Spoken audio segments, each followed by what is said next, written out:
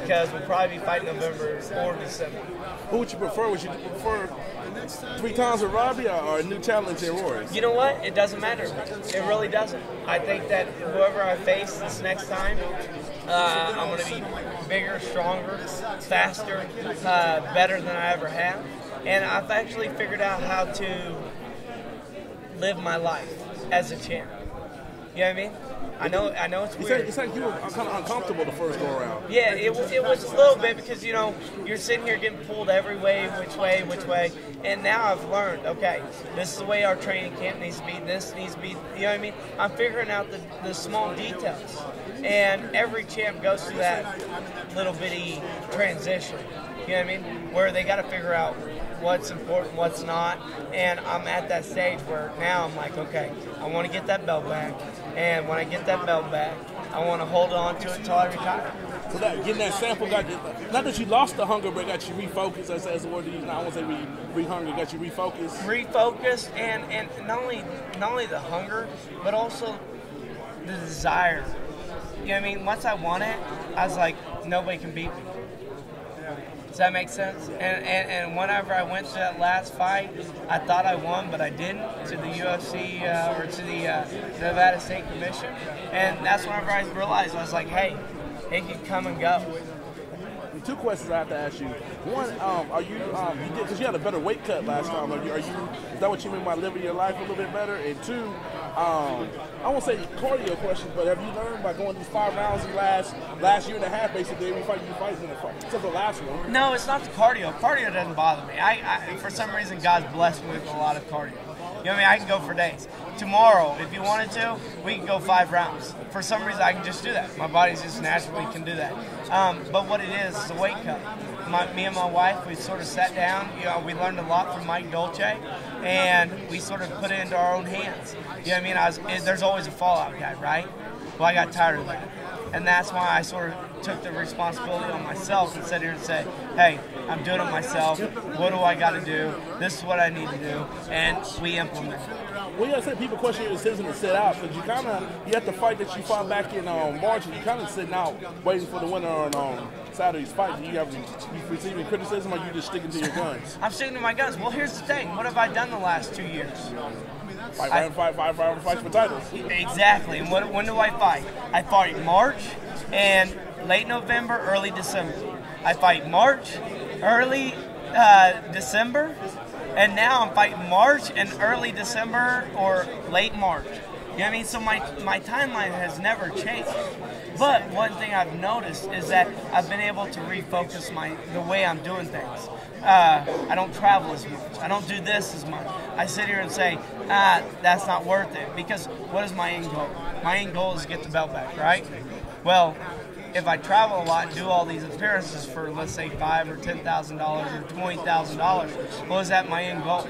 No. My end goal is to get that belt back and hold on to it as long as I can, right? So that's been my mind focus is, all right, we're going to train as much as we can, we're going to lift as much as we can, we're going to do this as much as we can, and really, and sit there and say, my family comes first, or God, family, then work. And once I hit that sort of, it's crazy. It's been running smooth for the last, I don't know, what, 6-8 months now since I lost that belt? It seemed like last time when you fought in Dallas, you went back to your wrestling roots. Is that going to be back to norm? We know you can strike, but then you kind of forgot that you're the best wrestler in welterweight. You know what? We don't know yet. That's the beauty of it. I did not want to wrestle him. I didn't. But he just kept opening up things. And, we got a great wrestling coach, Kitty Monday. He's at our camp now. I've been wrestling him a lot. And, with those kind of things in there with Coach Monday, some of the things I'm doing, I'm just naturally doing. And that's sort of what I want to get back to. If you hesitate or you think about what you want to do, you're going to hesitate, right? And if you hesitate, that might be too long, and that might give the opportunity of the opponent to react, right? And so that's sort of where my head's at.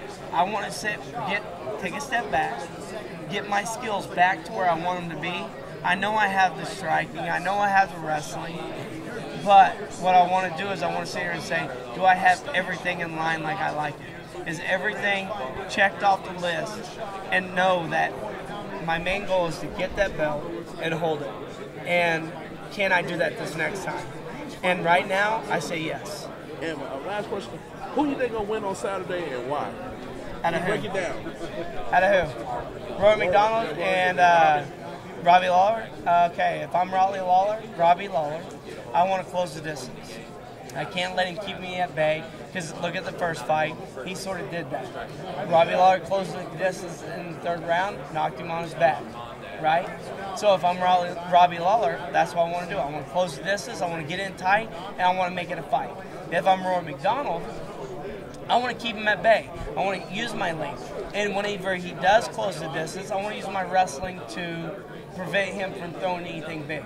Does that make sense? So, Robbie Lawler, close the distance, fight him inside. If I'm Rory McDonald, fight from a distance. Anytime he closes that distance, throw that left hand or right hand. I want to make sure I can put him on his back and hold him on his back. So who you think's gonna win? Don't know. Hey, I'm just like everybody else. I hate making fight predictions because anytime you do, it's like, you know what I mean? You're like rolling dice. You never know what's going to happen until it actually lands. Johnny, if one of those guys got hurt, the winner of the fight gets hurt, isn't ready for November or December, would you take another fight or would you wait for that championship? Well, nobody's going to get hurt. I don't think so. Well, here's the thing. Power of persuasion? Well, no, here's the thing. Is if they get hurt tomorrow, they're not going to rematch because they got hurt. I fought through a freaking torn bicep. You know what I mean? Just because you're hurt. I'm just saying if one of those guys is not ready in time, like let's say they're ready. Well, tomorrow. Well, what do you got? You got weigh-ins tomorrow.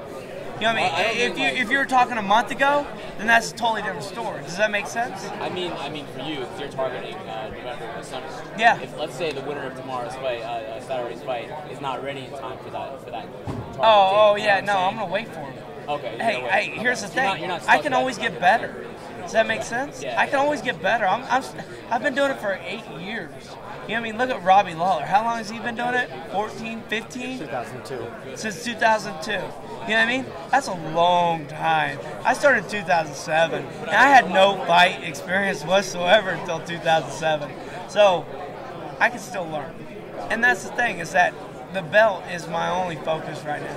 You know, I've talked to Dana, I've talked to Lorenzo, and I told him, I said, I want my belt back and I want to keep it. That's all that focus. That's all my main focus, and that's really what I'm doing. Can you tell me about switching gears in the fight? You started really good wrestling. Then at some point you got really good kickboxing. So when I watch your fights, sometimes I see things happening. I'm like, what? Just take them down, God damn it! You're so good at this. How do you switch gears? Do you feel it in the fight? Yeah, you feel it. You got to go off feeling, and you know that's where I got to take a step back, and that's what happened with the Matt Brown. Yeah, I was hitting him with some good shots, but they weren't powerful. Not what I have now. You know what I mean? And so you got to weigh it. You got to weigh it. Oh, you hit him. Okay, he's still moving forward. You didn't hit him hard as you could.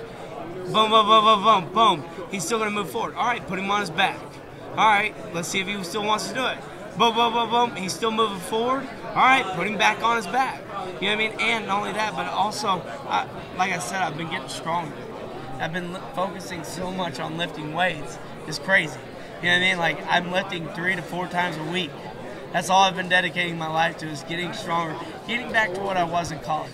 God blessed me with a lot of things, and one of them was strength. You know, I'm not the tallest guy in the world, definitely in my weight class, but I'm the strongest, and I need to get back to that. You know, I'm stronger. I feel stronger than anybody I've fought so far, but if we actually add weights into that program and get me stronger, then some of those takedowns with Matt Brown, I wasn't even really trying. I was just like, I'm going to mix it up, he's going to defend it, I'm going to strike off of it. But, boom, you're like, okay, wow. You got him up in the air, put him on his back. Does that make sense? Yeah, yeah. Bas Rutten once said it almost takes away your morale when you hit somebody as hard as you can and they keep coming. Now, you hit really hard. So when you hit someone like Matt Brown hard and he keeps coming, you just, what the? I didn't hit him as hard as I could. Okay. You know what I mean? I hit him hard, but what I'm used to. Does that make sense? And that's sort of where we've gotten so much on the technique side that we lost what got me there. You know what I mean? We were like, hey, throw these combos, bam, bam, bam, bam. If you watch my last, 4 fights, they were pretty sweet, right? Considering the combos. You know what I mean? I was throwing more than 1 or 2 punches at a time. You know what I mean? And I was finishing with low kicks, high kicks. Didn't matter, right? So I got that side of it. Now I need to take a step back, consider and say, all right, now I need to actually implement what got me to the title. You know what I mean? We got so caught up in fancy that we lost focus on power. And that's sort of what we've gotten back. Going into the Matt Brown fight,